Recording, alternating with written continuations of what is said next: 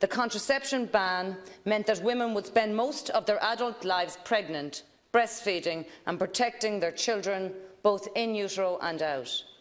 All the while, the Church and the State were colluding to subjugate and inter fallen women in Catholic-run and state-subsidised prisons, punishing them for the sin of sex and the flaw of being female. Irish women were quite literally enslaved in an act of church and state collusion that could be honestly characterised as nothing other than sexual apartheid. Their babies were sold like puppies to foreign homes or enslaved in industrial schools to be preyed upon by those in power-wielding authority.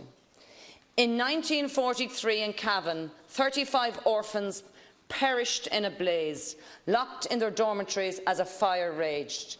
An RTE documentary from 12 years ago attributed the loss of children's lives to the nuns not wanting them to be seen in their nightgowns. One of the 50 children who were rescued said the children were ordered to say the rosary as the fire spread from the laundry to the second and third floors of the building.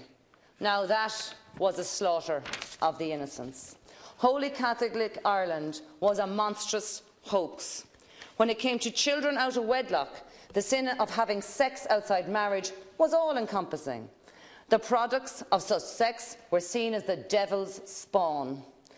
And as it was women who bore the children, who laboured their births and nursed them at their breasts, it was the women who were unavoidably and visibly the most sinful.